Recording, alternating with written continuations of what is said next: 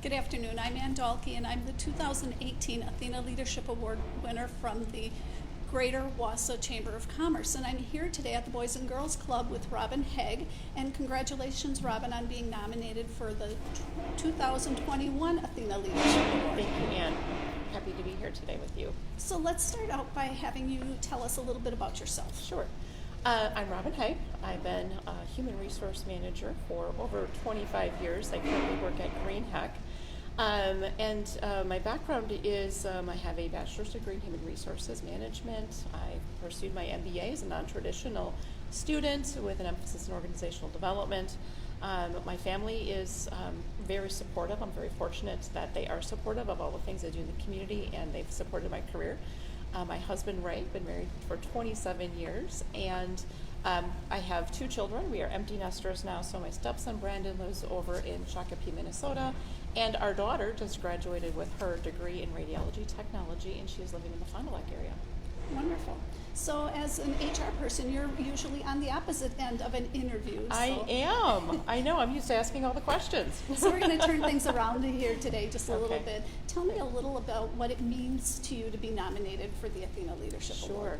Yeah, so this nomination is very humbling to me, and I'm so grateful to be amongst this amazing group of women who have been nominated. So being on the chamber board for many years, I have had the opportunity to work with a lot of amazing women leaders over the years, and boy, I sure wish I knew who nominated me. So thank you to whoever nominated me, and thank you for this very humbling consideration. It is a wonderful thing that takes place in our community every year. Yeah. So one of the questions that I have for you is, could you give me an example about a time that you advocated fiercely, either for yourself or another person or even a cause? Sure.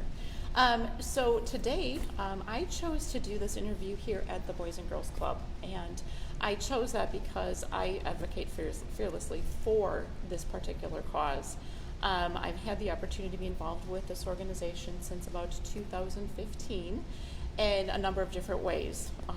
One of those ways is a board member on the HR committee, currently serve as the vice president on the board, but one of the things that I got to do this summer was help facilitate a leadership program for the High Tea program that the Boys and Girls Club sponsors. And that High Tea program is a 6-week empowerment session for young ladies. So 30 young ladies went through this program, and we did 6 weeks of empowerment sessions and then celebrated with a luncheon after that point. So facilitating that leadership program, we started that day off with what is your leadership style. So we did an assessment for them to understand their own style, how can they leverage their strengths moving forward. And then we wrapped up the day doing the Dale Carnegie Conversation Stacker. And they practiced having meaningful conversations with each other, and also that provides them the ability to really build some positive relationships throughout their entire life. I still use the Conversation Stacker as well. But the Boys and Girls Club, to me, serves a larger purpose in our community. So having the opportunity to have hands-on involvement with these young people and help them grow and develop into strong contributors of our society and our community is really what I'm passionate about, and why I wanted to put a little bit of a plug in for them today. Wonderful. Such important skills to teach our youth as they come up through the ranks. Yeah. Okay, another question is, can you share an example of how you've acted courageously? Sure. An example of that is the year that I stepped into the role of president of the local HR chapter, Central Wisconsin Society for Human Resources Management. In 2007, I stepped in as president, and that was a great leadership journey for me because I had to manage an all-volunteer board. It's an all-volunteer organization, number one. But we were hearing some feedback from our members, that they wanted something different, something new, something more. Membership was sliding a little bit, so we got some feedback from our members and created a strategic plan. And, with that strategic plan, anytime you change things up or you want to invest more, it costs more money, right? So I did put my neck on the line that year, and we budgeted for a $13,000 loss that year to elevate our programs, to help elevate the skill sets within that HR community. And I am happy to say that I know $13,000 doesn't sound like a lot, but when your only form of revenue is membership dues and some sponsorships, it was kind of a big deal because it was the first time we had ever budgeted a loss. So we budgeted that loss. However, we did generate more members, exceeding the 200 member mark that year. It was the first time that ever happened. We got the Superior Merit Award from National SHRM that year as well, and we actually came in under budget. So I'm pretty proud of that accomplishment. Terrific. Wow. All right, and tell us about an example of a time when you brought another woman into leadership position on a project or a cause, and what you learned about that experience. I did a small stint at a local manufacturing company here in the Stevens Point area, actually. I was the head of human resources there, and when I stepped into that role, COVID hit that first week, so a lot of interesting things happened throughout my year and a half with that phenomenal organization. But as I was getting to know my HR team, I had a young lady on my team, and she was in more of an administrative role / receptionist type position.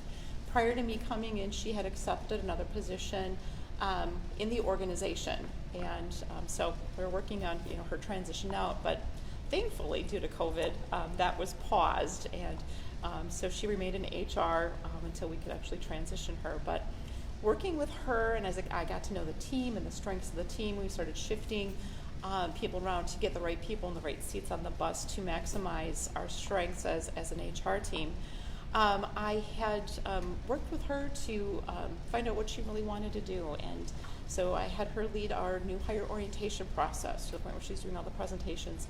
I had her revamp our core values presentation 30 days into the onboarding phase. She was doing all of that.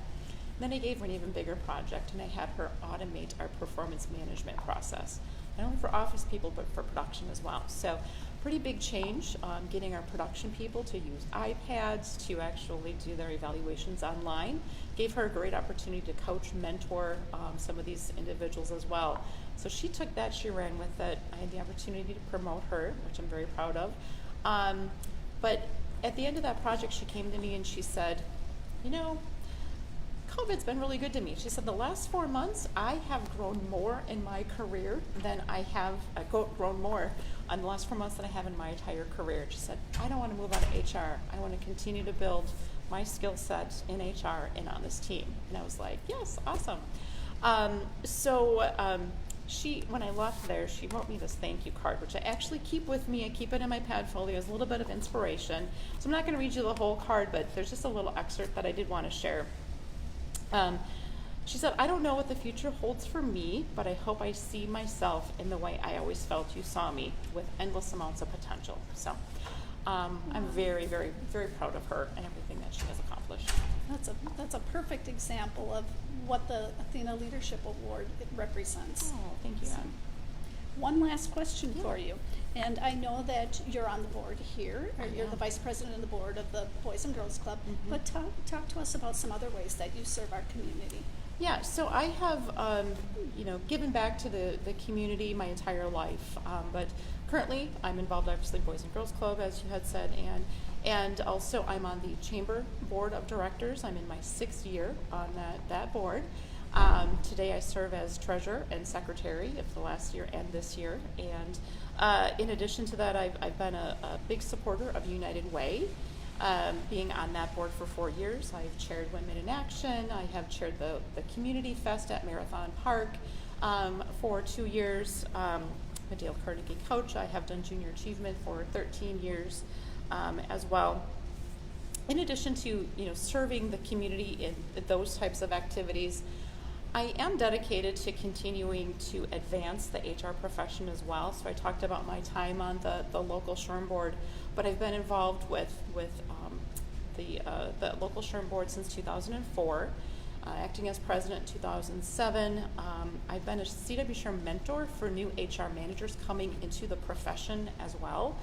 And I'm also I was on the HR committee for the Village of Weston, for the Wisconsin Bankers Association, and I currently serve on the Wisconsin State Council Legislative Committee advocating for employer-friendly legislation.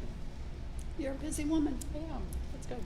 So is there anything else that you'd like to share with us about your leadership journey before we close up today? Just that, again, I just wanted to thank, all of the amazing women who have been nominated this year. Thank the Chamber, thank you, Ann, and thank whoever nominated me for this opportunity. I think about leadership that, leadership is not about a position, but it is really about the ability to be able to drive positive change in our communities and be that influencer. So find your passion, find your purpose, and run with it. You can really make a difference. Well, again, best of luck to you Thank you. the award ceremony that's taking place on November 3rd. And thank you for your time today. Thank you. I want to thank everyone who's watched this interview. This is the 17th interview out of 18 interviews. We'll be back with the final finalist at 2 p.m. So I invite you to watch that video and that interview when that comes around. Thank you, Ann. Thank you, Robin. Thanks, Brian. And want to remind everyone that, like Ann said, the ATHENA Leadership Award program will be coming up on over lunch on Wednesday, November 3rd, and we hope that you can attend. Thank you.